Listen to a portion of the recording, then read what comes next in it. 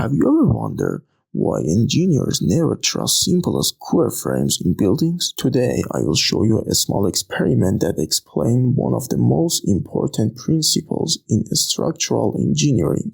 This is a triangle. When I push on it, nothing really happens. It doesn't change shape even if I try harder. That's because a triangle is naturally rigid. Its sides and angles support each other. In engineering, we call this geometrical stability. Now look at this shape, a simple square. It seems similar, but watch what happens when I push on just one corner. The whole frame into a rhombus. Almost instantly, nothing is broke. The shape simply doesn't resist deformation. A square has no geometrical stability. The angles can change without the side getting longer or shorter.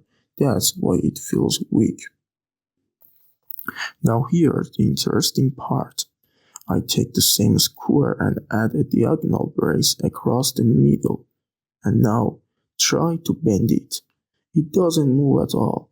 The frame suddenly becomes solid. Why? Because the X divides the square into 4 connected triangles. And triangles don't deform, so even though the outside shape is still a square, the structure behaves like a system of triangles. If you like this video, please subscribe me and watch my channel. Thank you.